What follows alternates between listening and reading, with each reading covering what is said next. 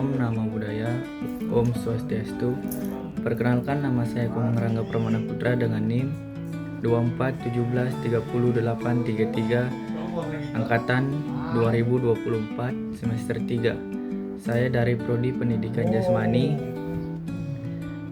di salah satu Universitas 19 November Kolaka.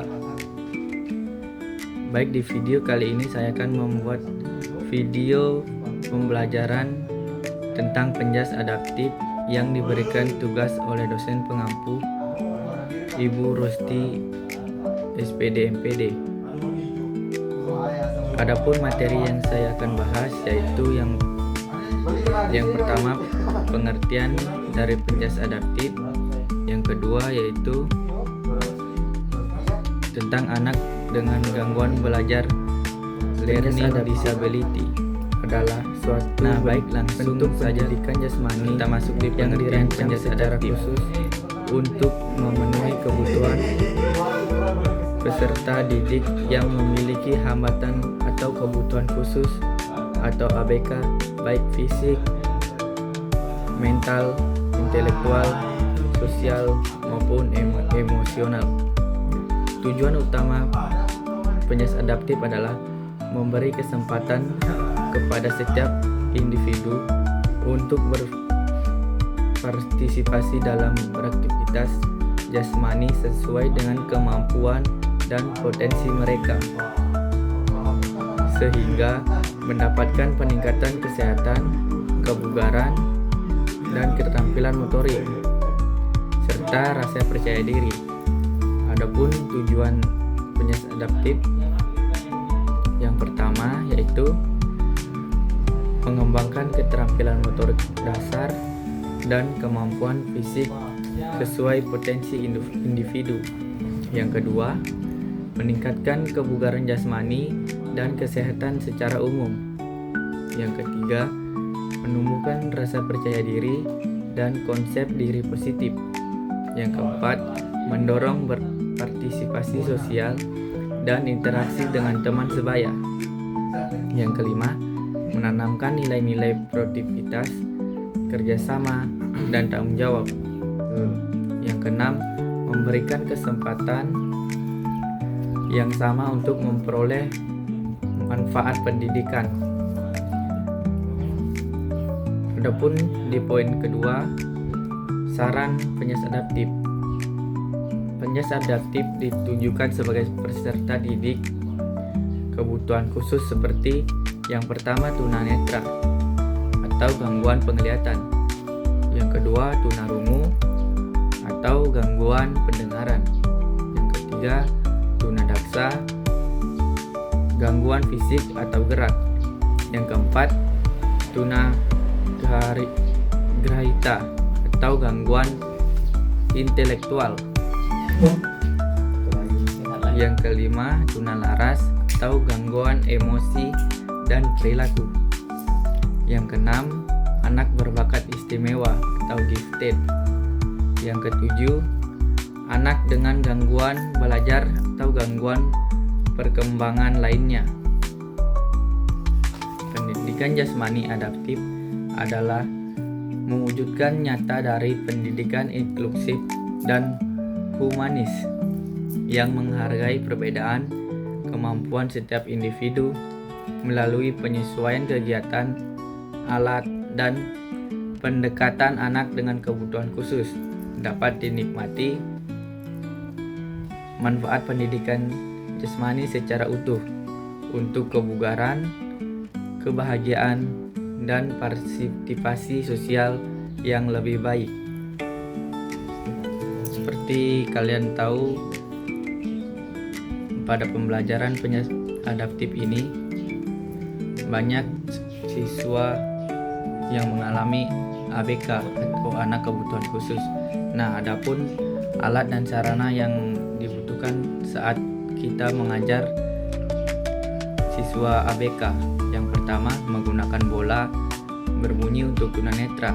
Yang kedua, bola plastik untuk busa agar lebih aman. Yang ketiga, lapangan diberi tanda visual yang jelas agar siswa ABK tidak cedera. Adapun peran guru dalam menghadapi siswa ABK, yang pertama sebagai pendidik, guru menyesuaikan metode, media, dan strategi belajar yang sesuai kebutuhan anak.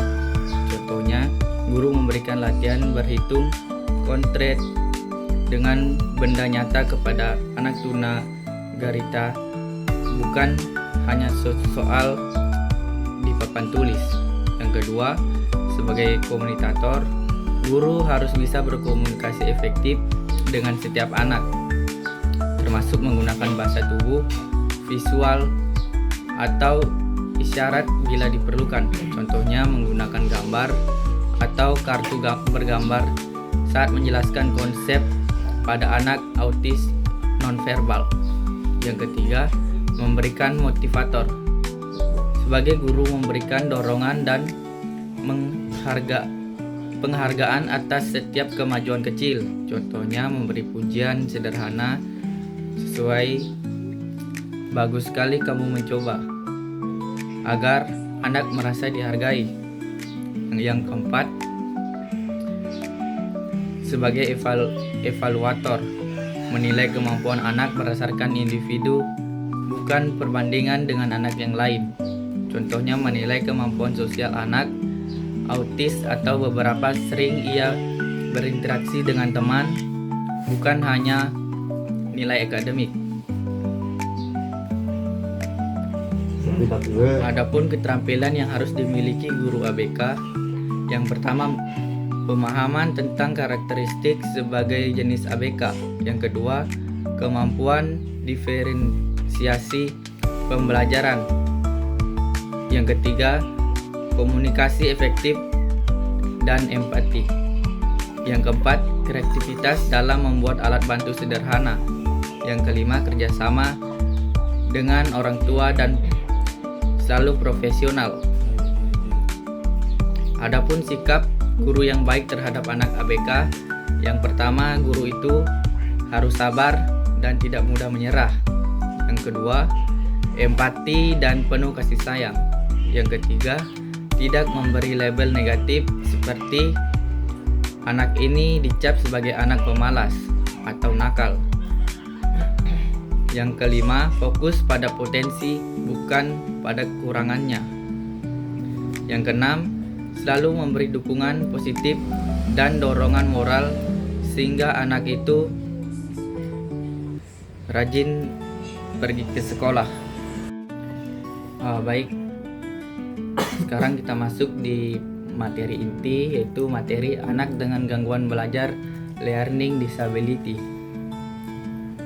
Di poin pertama itu pendahuluan. Tidak semua anak belajar dengan kecepatan dengan cara yang sama. Beberapa anak memiliki gangguan belajar learning disability, yaitu kesulitan untuk berproses menerima atau memahami, mengungkap informasi, bukan karena rendah kecerdasannya atau kurangnya motivasi. Masuk di poin pertama, yaitu tujuan pembelajaran. Memahami pengertian dan jenis gangguan belajar. Yang kedua, mengenali ciri anak dengan gangguan belajar. Yang ketiga, mengetahui strategi penanganan dan pembelajaran yang sesuai. Kemudian kita masuk di pengertian gangguan belajar. Gangguan belajar spesifik adalah kesulitan membaca, menulis, dan menghitung yang berlangsung lama, tidak sesuai dengan usia dan tingkatan kecerdasan anak, meskipun sudah mendapatkan intervensi pendidikan yang memadai. Kemudian masuk di poin pertama, ciri umum. Kesulitan membaca, menulis, atau berhitung yang tidak sesuai usia. Yang kedua, performa akademik fluktuatif. Yang ketiga, anak tanpa cerdas di bidang lain tetapi gagal di tugas akademik tertentu. Kita masuk di poin keempat, yaitu mudah frustasi atau kehilangan motivasi belajar ketika anak itu sering diejek. Kemudian kita masuk di jenis-jenis gangguan belajar. Poin pertama, disleksia atau kesulitan membaca.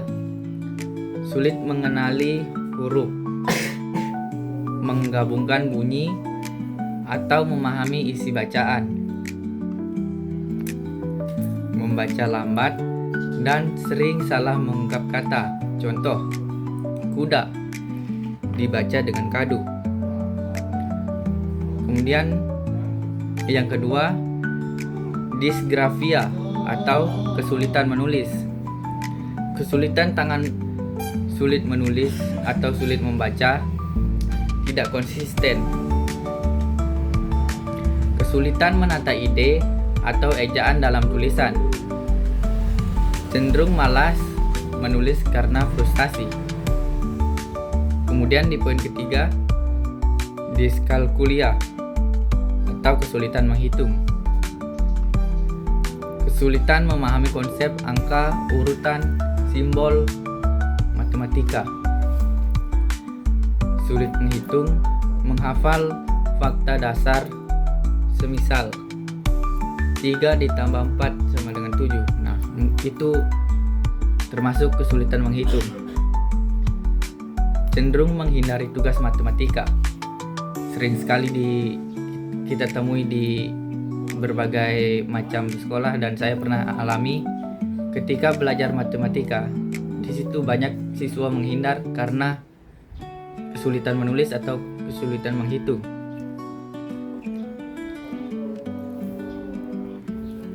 Kemudian kita lanjut di poin keempat, gangguan pemprosesan auditori dan visual. Sulit memahami instruksi lisan meskipun pendengarannya normal. Sulit membedakan bentuk atau huruf mirip, misalnya misalnya B dan D. Kemudian kita masuk di faktor penyebab. Poin pertama, neurologis, yaitu kelainan pada sistem saraf pusat yang mempengaruhi proses belajar. Yang kedua, faktor genetik, riwayat gangguan belajar dalam keluarga.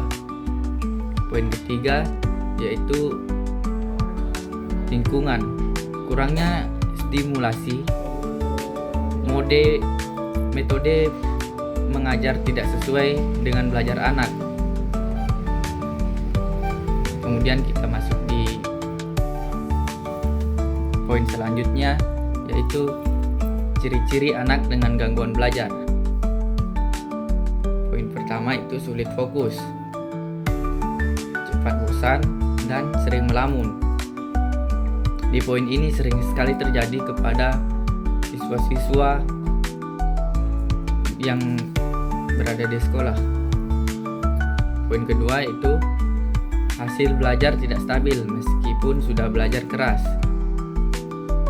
Yang ketiga, memerlukan waktu lebih lama untuk menyelesaikan tugas.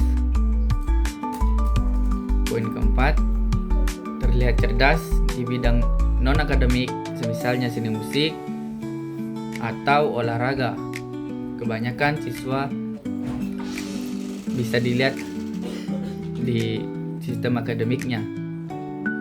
Seperti contohnya, ini anak kesulitan saat belajar di kelas, namun ketika berolahraga, siswa ini terlihat aktif dan cerdas. Kita masuk di poin ke-6, yaitu strategi penanganan dan pembelajaran. Yang pertama, pendekatan individual atau buat rencana belajar individual, education program. Fokus pada kekuatan anak, bukan kekurangannya. Poin kedua, metode pengajaran yang disarankan. Gunakan multisensori seperti lihat, dengar, rasakan, visual, auditory, kinestetik. Gunakan alat bantu seperti kartu huruf, media konkret, atau aplikasi interaktif. Berikan waktu tambahan untuk tugas dan ujian. Dan selalu memberikan pembelajaran yang semenarik mungkin sehingga seorang siswa bisa belajar sambil bermain. Dan kita lanjut, peran guru dalam menghadapi anak dengan gangguan belajar learning disability. Sebagai pendidik dan pengajar, guru menyesuaikan metode pembelajaran agar sesuai dengan gaya belajar anak, visual, auditory, kinestetik. Menggunakan strategi multisensori, misalnya menggabungkan gambar, suara, dan gerak dalam pembelajaran. Contohnya, untuk anak diskalisia, guru dapat menggunakan kartu, huruf, warna, teks, dan ukuran besar, dan latihan membaca secara berulang dengan bimbingan. Adapun tujuan guru dalam membentuk anak dengan gangguan belajar, yang pertama, membantu anak mengatasi hambatan belajar agar bisa berkembang sesuai potensinya. Yang kedua, menumbuhkan rasa percaya diri dan motivasi belajar. Yang ketiga, memberikan strategi dan metode belajar yang sesuai dengan kebutuhan anak. Yang keempat, menciptakan lingkungan kelas yang inklusif dan mendukung. Yang kelima, menilai kemajuan anak berdasarkan perkembangan individu, bukan perbandingan dengan teman. Adapun sikap guru yang efektif terhadap anak dengan gangguan belajar. Yang pertama, sabar dan empatik, memahami bahwa anak butuh waktu lebih lama. Yang kedua, konsisten dan tegas, memberikan struktur yang jelas. Yang ketiga, kreatif, mencari cara-cara menarik agar anak mudah memahami pembelajaran. Yang keempat, menghargai usaha, fokus pada proses bukan hanya hasil.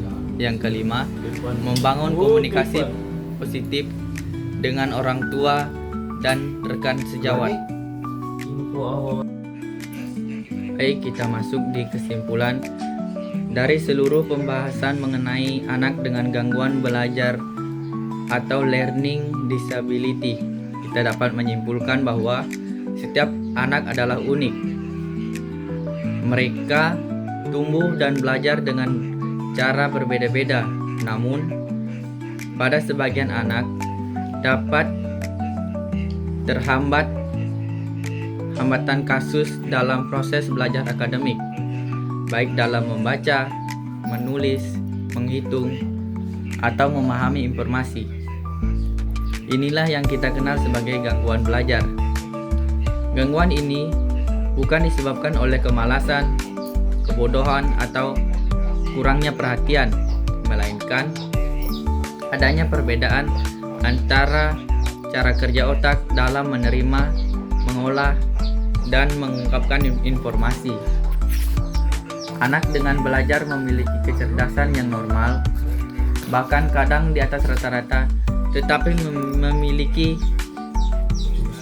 atau membutuhkan cara berbeda untuk memahami pembelajaran. Contohnya, seorang anak dengan disleksia bisa sangat cerdas dan berbeda dalam bercerita untuk berpikir logis, namun menghadapi kesulitan besar saat membaca teks.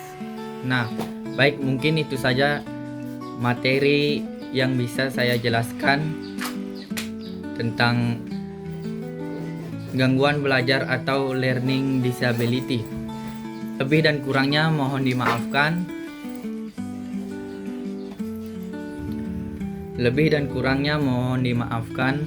Saya Komang Rangga Permana Putra turut undur diri.